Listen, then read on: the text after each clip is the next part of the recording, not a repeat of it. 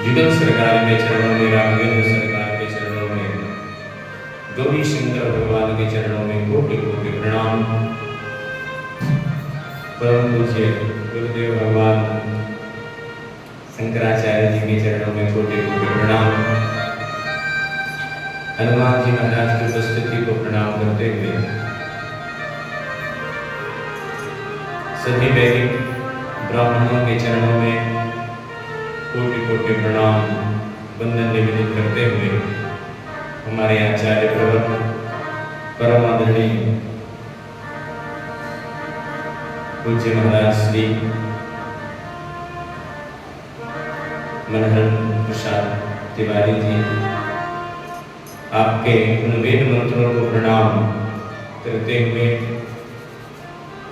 उसी क्रम में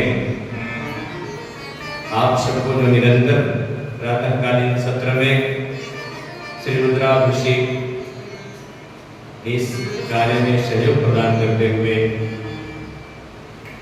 रविंद्र तिवारी जी, रविंद्र शर्मा जी और हमारे शंकर मामा जी, ऐसे आप सभी विद्वत वृंदों के चरणों में कोटि कोटि प्रणाम वंदन निवेदित करते हुए हमारे संगीत परिवार से जुड़े हुए भाइयों के कठिन परिश्रम को प्रणाम वंदन करते हुए जो आप सबके लिए सुंदर सुंदर संगीत का गायन करते हैं, वादन करते हैं और आपके मन को प्रभु के चरणों में लगाने के लिए एक सहयोग प्रदान करते हैं, तो ऐसे इनके कठिन परिश्रम को प्रणाम करते हुए यजमान की गादी में बैठे हुए हमारे प्रेम दिग्विजय जी सपत्नी, आपकी श्रद्धा को, आपकी भक्ति को ये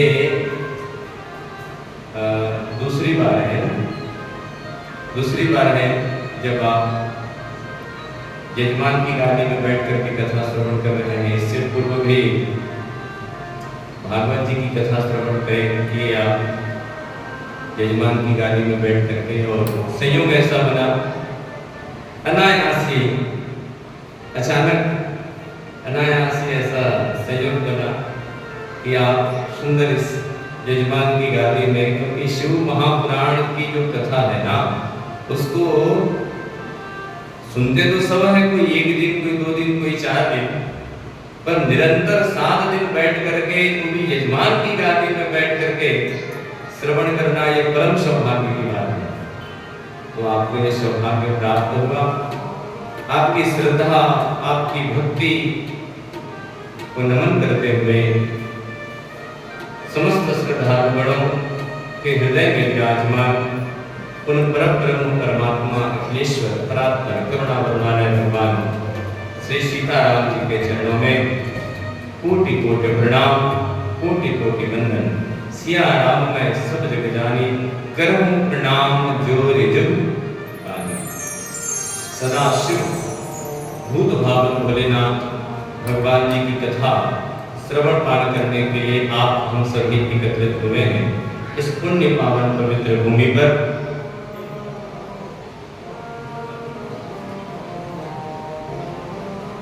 शिव जिनको हम आशुतोष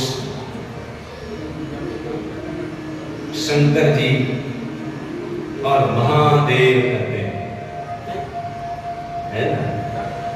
देव तो हमारे हिंदू सनातन धर्म में देखें तो 33 कोटि देवी देवता हैं, वो देव हैं, लेकिन देवों में भी महादेव, महा उपसर्ग लगा हुआ है।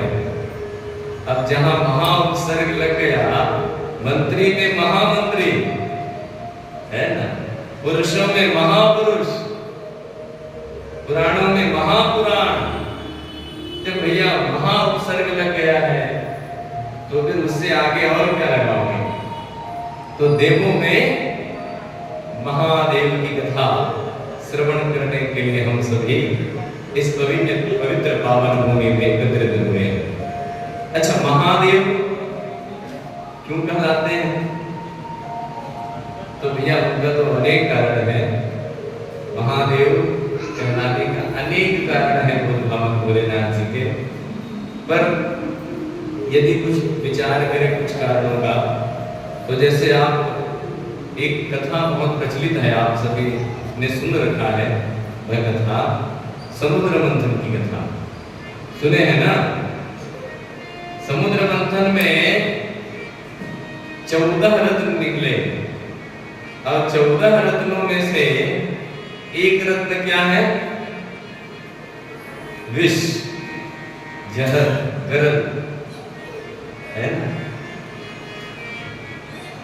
अब विचार करिए, जब भगवान भोलेनाथ ने उस विष का पान किया तो जो 2-4 बूंद विष इस पृथ्वी पर आकर के गिरा है, उसी से सभी जो विषधारी जीव हैं हमको इस संसार में दिखते हैं, जैसे सांप, बिच्छू आदि। अच्छा, देवता भी बहुत सारे थे वहां। देवता और दैत्यों ने ही मिल करके वो समुद्र मंथन किया था। साक्षात इस सृष्टि के रचयिता ब्रह्मा जी थे और सृष्टि के पालन करता भगवान विष्णु जी थे, इंद्र आदि और भी बहुत सारे देवता थे। दैत्यों में भी बलि आदि सब दैत्य थे। लेकिन उस समय सभी ने मना कर दिया, कहे कि हमको भैया ये जहर नहीं पीना, जहर पीकर मरना है क्या? जहर नहीं पीना, हमारे तो पूरे परिवार है ना। इंद्र की ओर सब देखने लगे तो इंद्र कहने लगा, सची क्या करेंगे, हम जहर पी गए तो। सब कहने लगे, ना ना भैया हम नहीं पिएंगे। उसी समय सभी देवता मिलकर के कहां पहुंचे? कैलाश। और कैलाश पर जब गए तो माता पार्वती दूर से ही देखी जब देवताओं को आता देख करके कहने लगी, हाँ हाँ ये जरूर कुछ मिष्ठान लेकर के, मिठाई लेकर के तो नहीं आ रहे होंगे। और हाथों में विष का घड़ा देख करके समझ गई माता, बोले जाओ जाओ जाओ, वो बैठे हैं भोले बाबा। अब भोले बाबा के पास जब गए, जाकर के सभी देवताओं ने कहा, कहे प्रभु आपके लिए हमने प्रसाद लाया। और बाबा भोलेनाथ बहुत सुंदर उस प्रसाद को लेकर के, जिसको कोई नहीं अपना रहा था महाराज, देखो उस विष को बाबा भोलेनाथ जो है अपने कंठ पर धारण कर लिए। बोलो नीलकंठेश्वर भगवान की। इसीलिए तो देवों में महादेव कहलाते हैं। जिसको कोई नहीं अपनाता उसको प्रभु जो है वो हृदय से लगाते हैं। जिसको दुनिया ठुकरा देती है उसको प्रभु कहते आओ आओ तुम मेरे पास आओ। भैया भूत प्रेत तो कौन अपने पास बुलाना चाहेगा, लेकिन बाबा भोलेनाथ अपने साथ रखते हैं। सर्प को कोई अपने साथ रखेगा क्या? लेकिन भगवान भोलेनाथ सर्प को अपने साथ रखते हैं। जिसको दुनिया ठुकरा देती है उसको बाबा भोलेनाथ जो है अपना लेते हैं। ऐसे देवों में महादेव की कथा श्रवण करने के लिए हम आप सभी एकत्रित हुए हैं। कल हम भगवान के स्वरूपों का दर्शन किए कि उनके किस प्रकार स्वरूप हैं। उनकी पूजा शिवलिंग के रूप में भी करते हैं और बेल के रूप में भी भगवान भोलेनाथ की पूजा होती है। स्वरूप के पश्चात भोलेनाथ कैसे हैं, उनका स्वभाव कैसा है। किसी के स्वरूप के बाद में उनके स्वभाव के विषय में विचार होता है कि नहीं होता है? तो ये बात है, भगवान का स्वभाव कैसा है। तो आप लोग देखे होंगे कि जो उनको भोले बाबा बोलते हैं, क्या बोलते हैं? भोले बाबा बोलते हैं ना। तो वो बहुत भोले हैं, इसलिए उनका नाम भोले बाबा है। उनका स्वभाव कैसा है? तो बोले बहुत भोले हैं, बहुत भोले हैं। इतने भोले हैं कि कभी कभी तो ऐसा उन्होंने सबको वरदान दे दिया है कि वो स्वयं चक्कर में पड़ गए।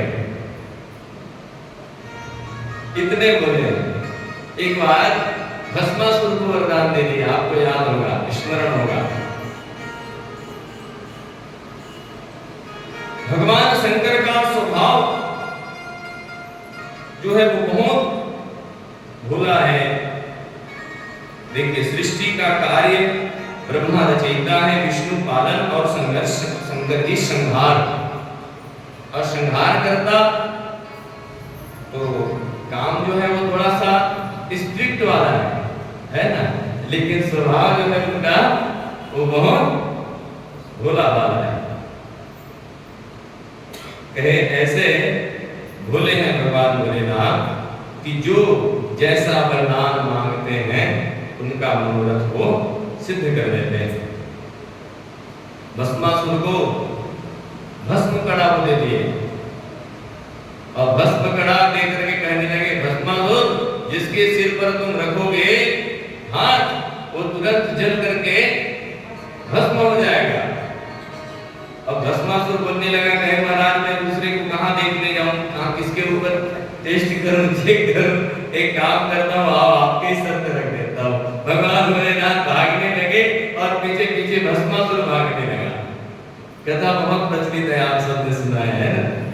तब भगवान जो है विष्णु मोहिनी नारायण के रूप में आकर के भस्मासुर के सामने नृत्य करने लगे, और भस्मासुर के नृत्य किए, और भगवान ने जैसे नृत्य करते हुए अपना हाथ सिर पे रखा, भस्मासुर ने भी हाथ सिर पे रखा और भस्म हो गया।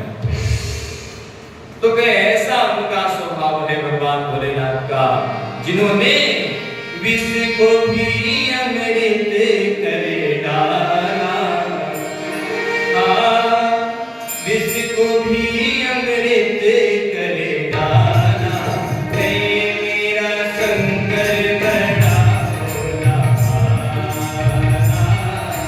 बम्बुला बम्बुला बम्बुला बम्बुला बोले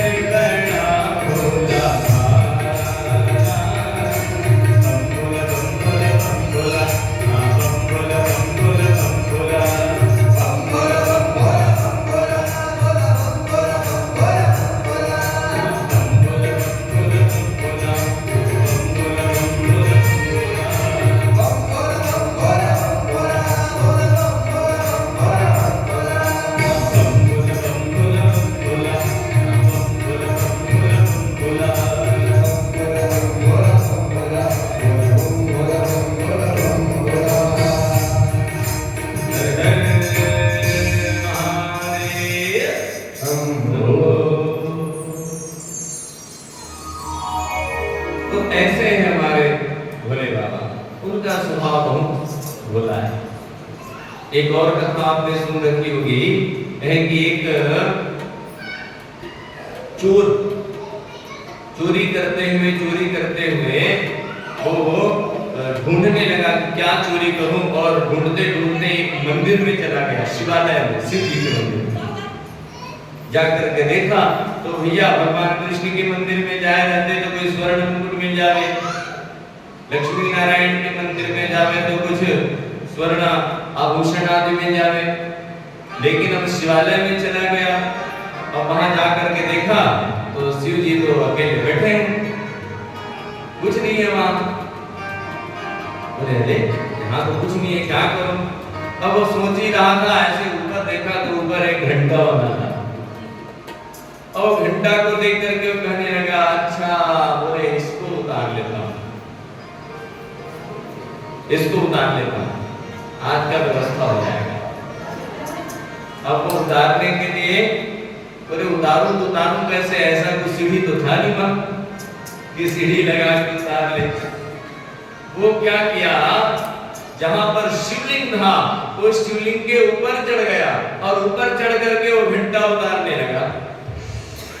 अब भोले बाबा प्रसन्न होकर के खड़े हो गए, सामने प्रकट हो गए और कहे बेटा वरम दुर्यात, मांगो वरदान क्या चाहिए।